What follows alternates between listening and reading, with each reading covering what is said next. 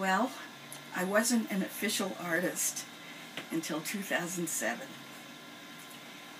And I was really an artist who didn't know it in the 1960s. That's when my collage interest began, because someone gave me a birthday card. It was a little book with cartoons and everything.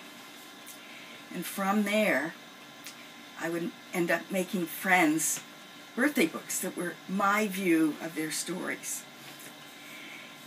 And I loved ads. One of my favorites was We Try Harder. So that's really way back, the start of it. And I collected stuff like that and interesting designs way back.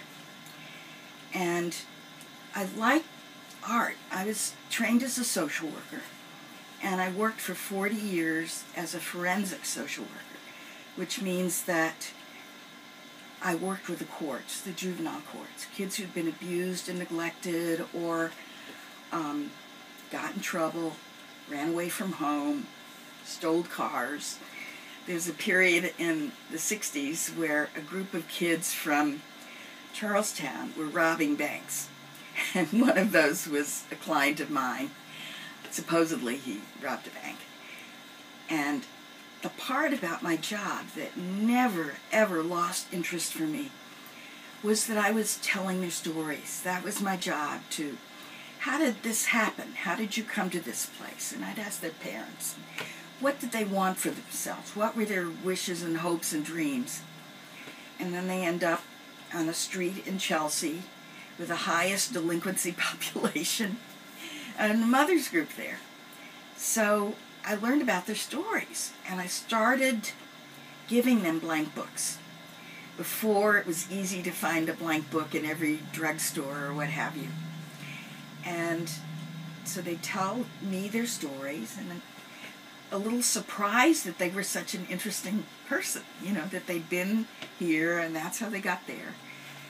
And I'd take very good notes, and they'd say, you could write a book about me, especially the teenagers that I was working with. So I said, why don't you write your own book? And I'd give them the blank book. And I'd have to say, this has nothing to do with my job. You know, I'm not bribing you, I'm not doing anything illegal. But that's when I realized how important stories were to me. And art, I'd been a writer. I was in a group in Brookline for senior citizens before I was one. I finally got old enough to be there. And we just told our stories. And they were published at the end of the year, and we had this gathering at the end where the audience could come. And it was wonderful, because it wasn't because you tell your story, but the room is filled with others with their stories. And I grew up in New Orleans. We were the only southern branch of the family. So my grandparents were sort of at a distance, and I didn't get a chance to be at my grandmother's elbow, and the one that I really loved, my bubby. And the other one was an artist. But stories just, you know, got me. And when I was writing, there's something about the creative process that you may know about where you get high. I've never had a drug high. And the one time I had enough alcohol, I was too sick to enjoy it. But I thought, wow, this is a wonderful secret. I'm amazed that artists haven't told the world about it. That kind of the magic, the healing power of that. And the kids I gave the journals to, they understood. So I wanted to take some art courses, but it was very hard to do while I was working full-time. And I wasn't conceiving of myself as an artist. I saw myself more as a writer. But, you know, collections of my stories. And then, I don't remember when it was, maybe 2006, there was a course at Leslie on collage. And I wasn't an artist, I wasn't thinking about it, but I made some of the collages, the boy and a pony and stuff like that, and the instructor said, You know, I could hang these right now. I was shocked. But it was so much fun, and that got me started on the collage part. And that made sense to me without having gone to art school, because you don't have to paint or draw, or you don't have, you know, the fine details of being an artist. You could just use things, found objects, that have a story before you even know it, and you can use it to tell a story. And that just opened up the world to me. My poor mother, who never understood why I was, as a kid, little kid, picking things up off the street, collecting them. I had it everywhere I go. Until I learned to make the collage book, you know, for the birthday book. That, I was a freshman at University of Wisconsin. And you pack up, because you don't, I was in a dorm, and I wasn't going to be there the following year. And I sent home all my Time magazines. And my mother was so upset. We paid freight for these magazines. But when I used them to make my parents' collage books, telling the story of our family, she changed her mind. And I started from just ordinary construction paper.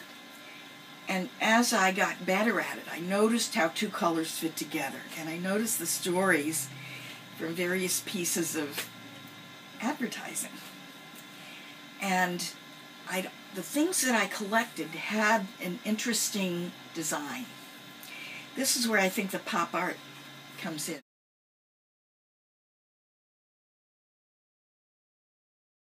Except that I saw that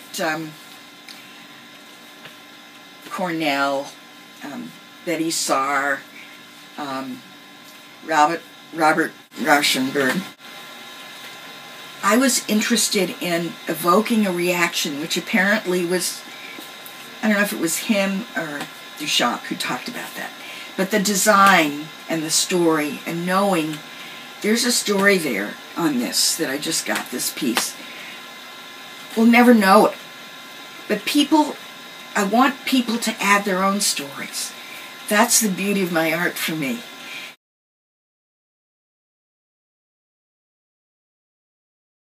So I just, whatever came up, played, you know, all my collection of stuff. I don't know if you can see it here, but every available spot. Wood found on the street or wherever. Toys. And so that's how I work, usually. I have a tray, and I just started playing with things that I love that have an interesting design. And most people wouldn't be turned on by a spout, but it has red, and there are all kinds of meanings of flow and water and purity.